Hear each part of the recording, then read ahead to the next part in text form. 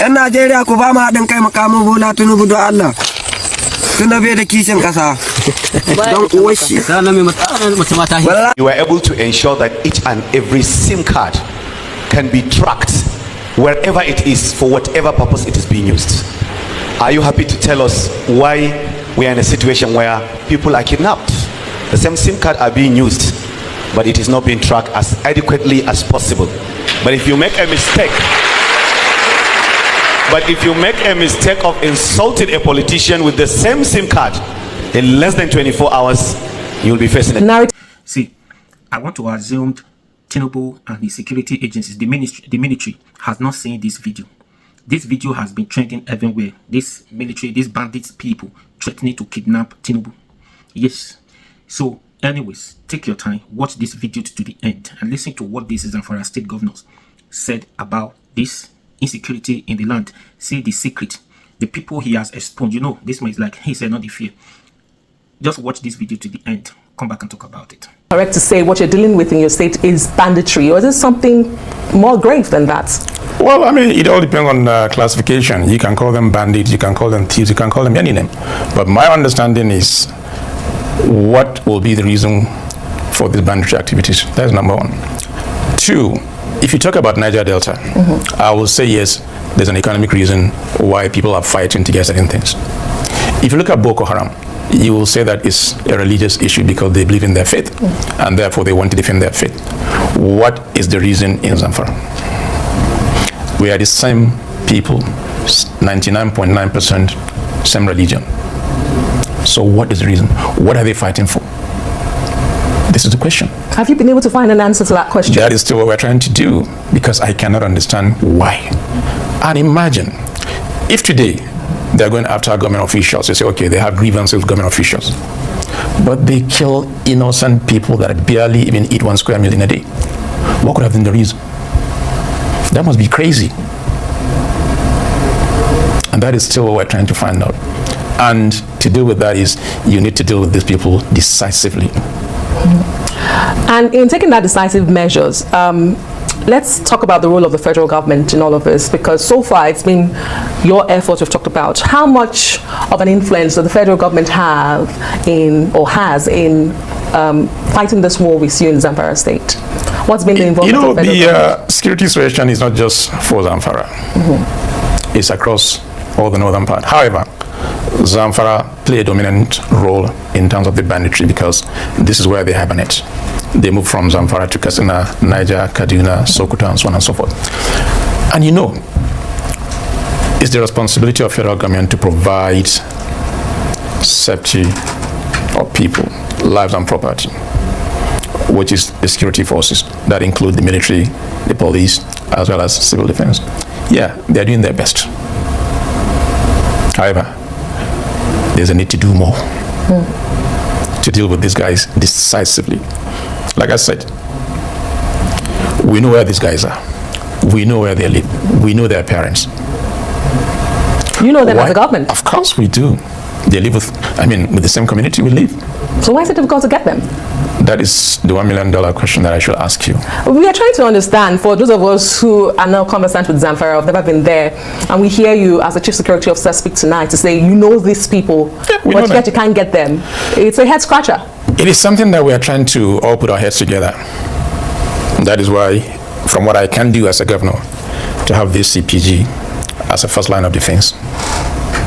Of course, military are there, police are there, as well as civil defense, but they are not under my control.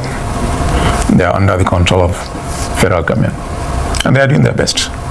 Like I said also, our security forces have the ability to crush these guys.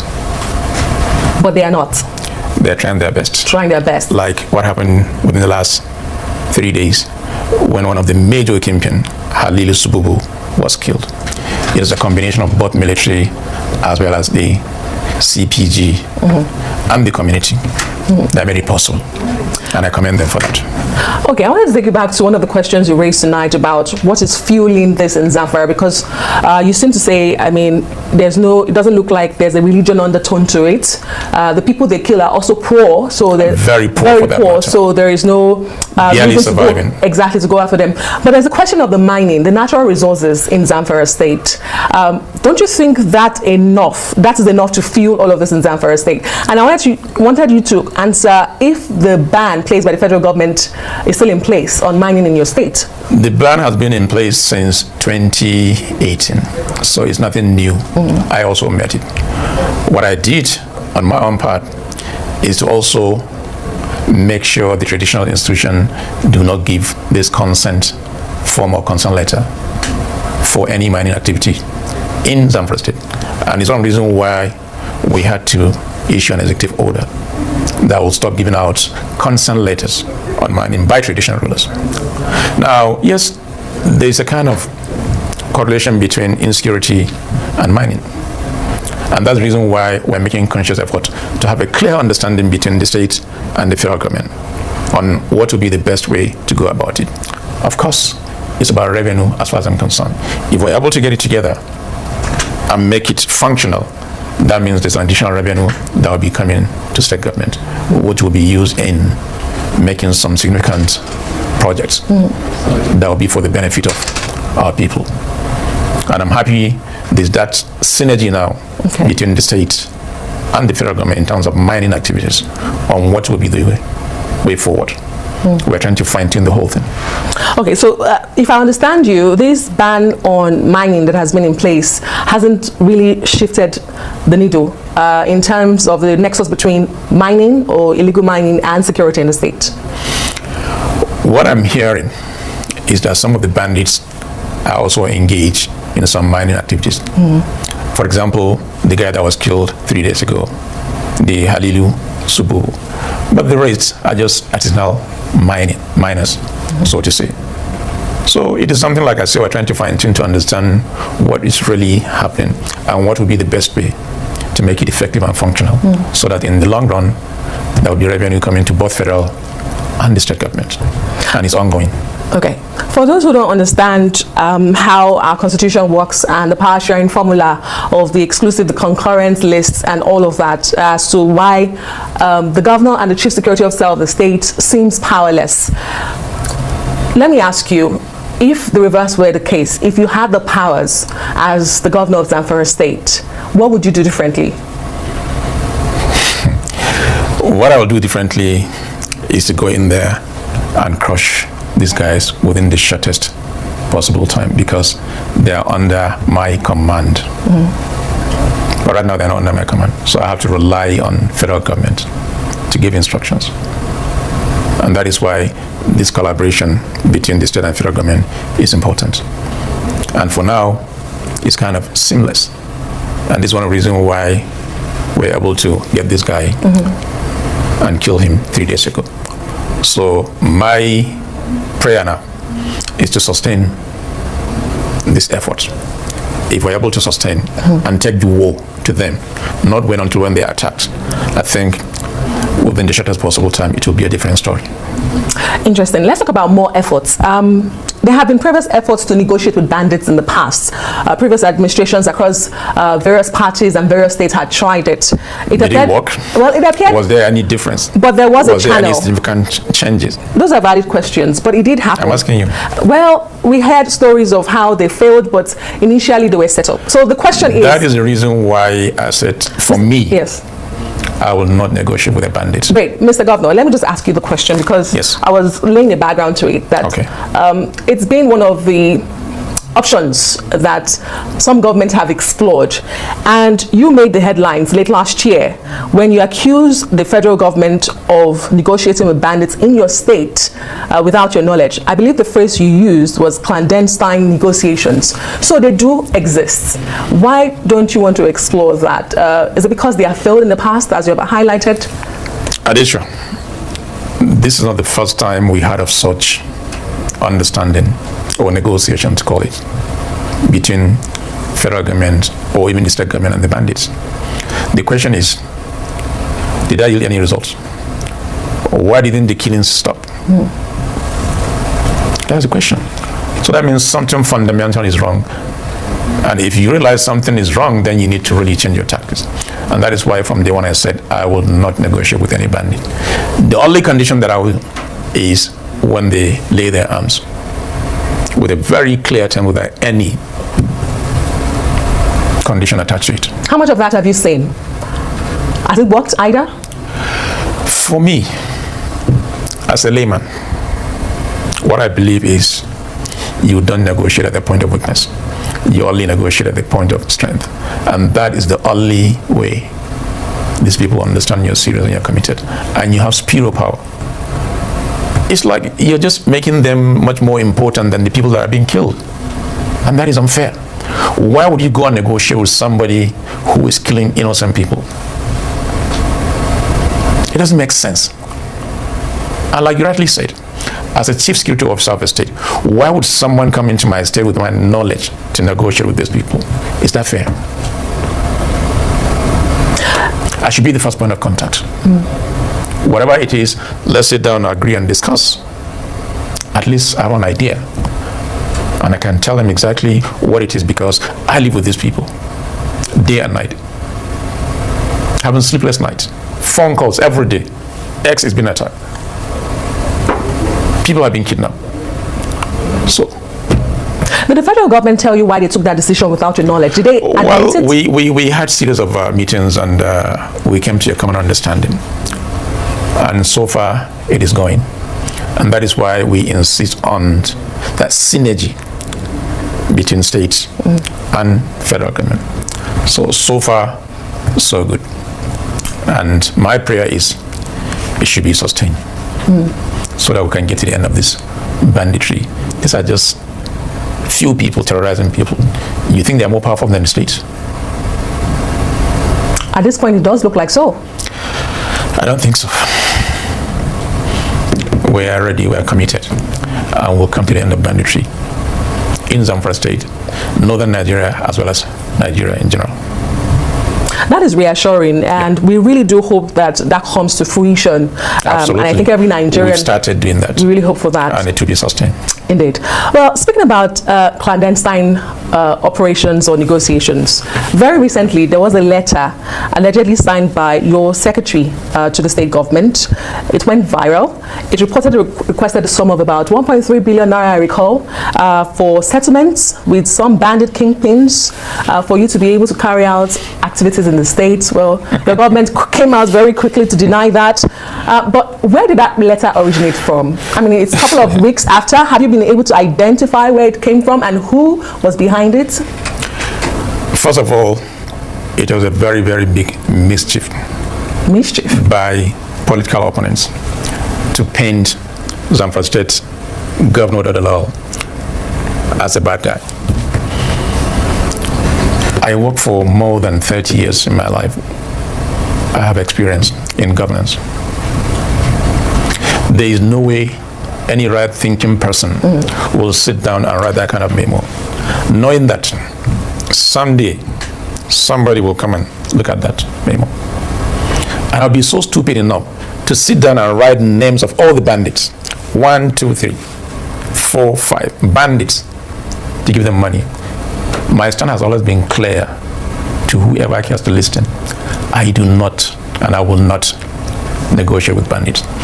If you look at the heading of that letter, it says Northwest Governors Meeting in Katsina State.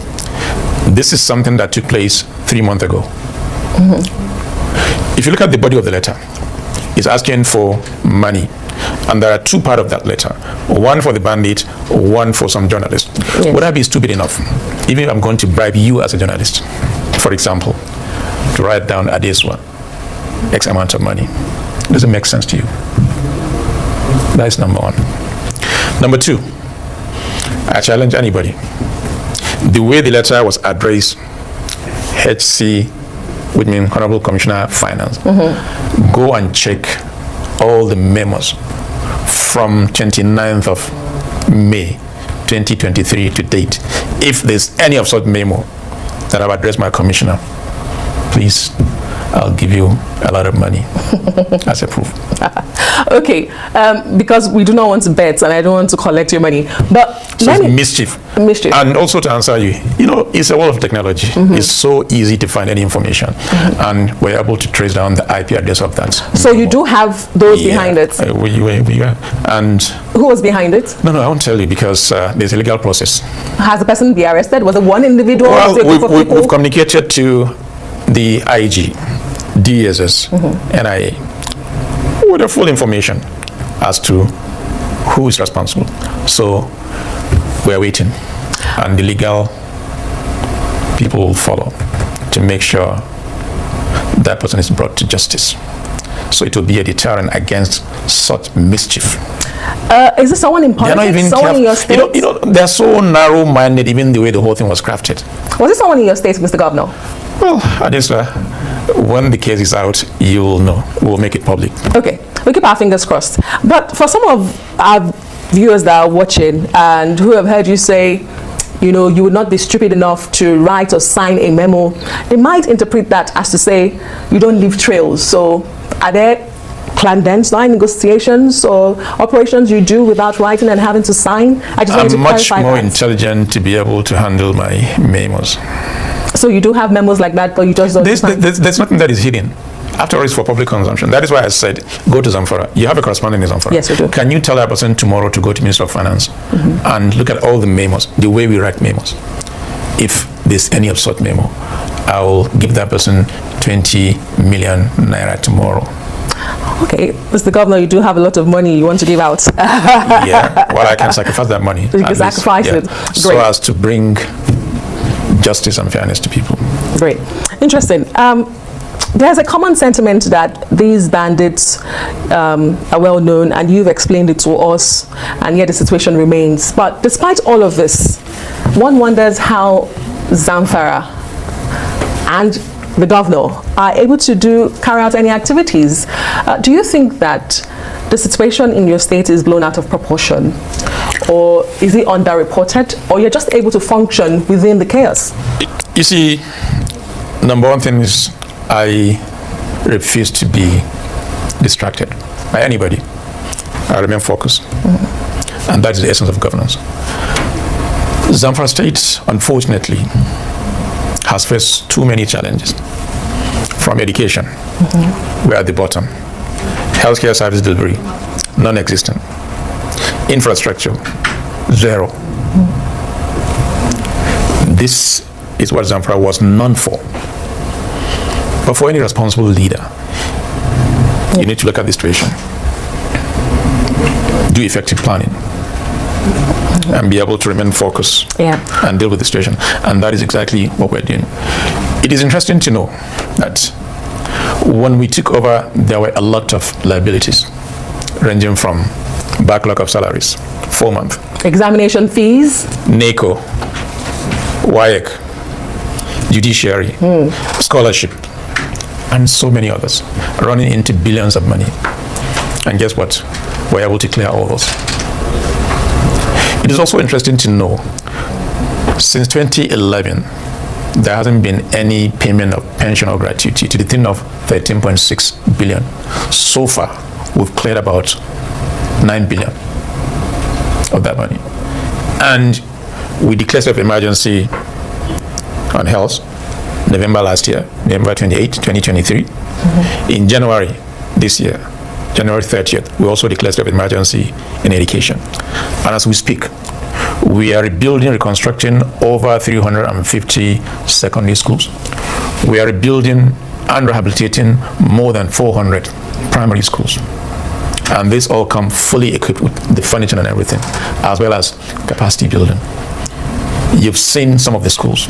Some of your reporters, they went around to see. Yes. In fact, most of these things, we do them live for people to see.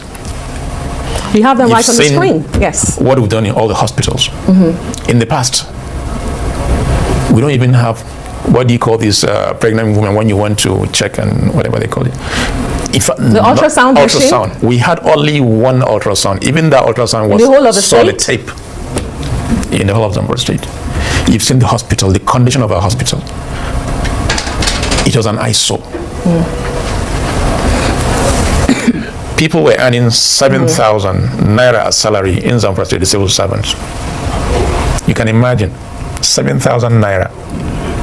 It's only when we came on board that we had to even go back to the initial minimum capital of minimum wage of 30,000. And that's what we're paying before we review. When we took over, we had 52 permanent secretaries. We had 48 commissioners. Doesn't make sense. Mr. Governor, water. For 5 good months, there was not a drop of water in the state capital. We had to settle KEDCO, Kaduna Electricity Distribution Company, 1.3 billion because all the, including government house, all the government offices were disconnected. The judiciary, they were owing 1.6 billion. We had to settle all that. And guess what? Our IGR, when we took over, was 90 million. Out of that 90 million, 90% was payee. Okay, I have to ask, I know you have a long list of things you've done, and some of these things have been aired live, including here on the Rise News, that you've done in recent times. But I have to ask you, because I recall when you came into office, there was a controversy about, you said you met an empty treasury, and your predecessor practically cleaned out. We made an empty treasury of less than 4 million naira. 4 million naira? 4 million naira. The records are there. So how are you able to do all of this in the space of a year? Where's the money coming from? How are you able to achieve this? Very interesting. It's the same money, the same allocation. That's what we're using. FAC allocations? It's a combination of FAC allocation. Our IGR now has moved from 90 million to over 1.2 billion right now. And more importantly, we're not stealing the money. The money is for people. And that is why we're executing all this contract. It is interesting to know we have not borrowed a dime up to now in Zamfara State. We're able to clear all the backlog. We're able to build schools. We're able to build healthcare services. We're able to take care of the workers. Our student in Sudan, our student in Cyprus, our student in India, we've all taken care of them. Paid all the NACO, paid all the WAEC and all that. And we're building roads, drainages. It's ongoing. I'll invite you to Zamfara to come and see for yourself. We have before and after. This is Zamfara. This is Zamfara, exactly. This is Zamfara. By the time you go to Zamfara in December, I'm sure you'll see entirely a different Zamfara because work is ongoing. So this is Zamfara, exactly. That we also know is dealing with banditry, like we say. We refuse to get distracted by all these people because that is what exactly they want to achieve. But we remain focused. So people will now see the dividend of democracy. That is the essence of governance. And I have to ask you, this does look like the urban center of Zamfara that we're seeing. Is this trickling down to the rural areas as well? You know, we have 14 local governments. Each local government has its own peculiarity in terms of their needs. And what we're able to do is to identify those needs in different locations. For example, if you go to Bakura, they don't need roads. They need schools. They need hospitals. So you'll be wasting money to go and build roads in Bakura because even the ones they have, they usually put their footstep on the road and, you know. So every local government, there is no local government in Zamfara State that we are not doing one thing or the other, depending on their need. Part of our budgeting process, we did bottom, top. First, understand their needs. Because in the capital, in the past, you cannot move 200 meters on a good road. Whenever it rains, everywhere is flooded. But it's a different scenario. That is what we're doing. Interesting. Before we let you go, Mr. Governor, let's talk a bit about politics. But I was going to ask you before then, because you did mention the minimum wage. Yes. So sorry to take you back. Are you going to be paying the 70,000 naira minimum wage? What we're doing now is trying to even understand the nominal role as well as the payroll because it was non-existent in the past. So we're doing staff audit as well as job audit. And we're doing this in connection or combination with the labor union. By the time we're able to identify the genuine workers, we should be able to implement the new minimum wage in Zamfara State. And I also hope that some of those funds that were stolen under the previous administration, the EFCC will do justice and bring that money so that we can add to what we have now and be able to service our people. Is this something you're actively pursuing for the EFCC to help you recover? Well, I know there was a case even before I took over. Remember, sometime around the 24th of May 2023, there was this pronouncement by EFCC that they were investigating Motole for 70 billion. But like I said, when we took over and we look at the books, that 70 billion they're talking about is a child's play, and we make it none to EFCC. So we're waiting for EFCC now to see what they will do, whether they will actually investigate Motole or they will not. Okay. We are still on standby to see what will happen. I mean, the new EFCC boss seems to be someone who has portrayed himself as diligent, active, one ready to fight corruption. We are waiting for that in Zamfara. Have you had a conversation with him, Mr. Olukoyede of the EFCC? He's somebody I know very well. Are there any assurances? There's nothing personal. This is official. A case was presented to them. And it's for them now to do the needful. Great. Let's quickly speak about politics before I let you leave. As the governor of Zamfara, the PDP governor, your party is contending with a lot of internal wranglings and bickering with the FCT minister, Nyesom Wike, making pronouncements recently he was going to put fire in some states. You were part of the governors who visited River State, I recall, to visit Governor Siminalayi Fubara. No, unfortunately, I didn't go that time. You didn't go then, but you've been in Rivers recently. Yeah. What did you make of the comments of the minister of the FCT? Who is a member of your party? Well, I guess, I mean, that is his own personal commitment or personal pronouncement. Was it really personal when he said, I will put fire in your states? Well, we're still waiting. There will always be issues in politics. What matters is the way it's being handled. And we're doing our best to see how or what will be the best way to handle such situations. Do you think PDP can overcome this crisis, or is this the beginning of the end of your party? There will always be crises in any political party. This is not the first time. There's also a crisis in APC. So are other political parties. So there's nothing new. Like I said, it's the way and manner the issue is being handled. That is what matters. And do you think it's been handled properly by your party? It's been handled. It's been handled. We'll come out of it. It's not unsurmountable. There's a difference between being handled and being handled properly. Well, like I said, it's an ongoing process. Give us time. We'll come out of it like every other political party. Well, I hope your party can survive the time. Absolutely, we will survive. We're surviving and we'll still survive. Governor Dauda Lawal of Zamfara State, thank you so much for... Now you've seen this for yourself. You do not understand that these people are bandits. So they are threatening to kidnap Tinubu. The video has been trending on TikTok and everywhere. And they are even asking Nigerians to cooperate with them to help them to kidnap Tinubu. Yes, that's what they are saying. They are even threatening. They are asking Nigerians to cooperate with them and give them any information how to go about kidnapping Tinubu. So the military has not seen this video. This video, these people has not been brought to book. And anybody who speaks, anybody who is not a bandit, who speaks bad about this president, they try to shut the person up. But these people who are actually speaking bad or even looking for a way to kidnap the president because of irresponsible government that is causing problem here and there, these people will not be arrested, will not be brought to book. Now you see how this governor exposed the military, the police, the people in government. I'm not even talking about Matawale, the former governor before him. That one has been exposed several times, and he is the Minister of Defense today. And he was accused of money laundering. Immediately he left office when Tinubu appointed him to be the Minister of Defense. Can you imagine? Somebody will have a case to answer with the EFCC.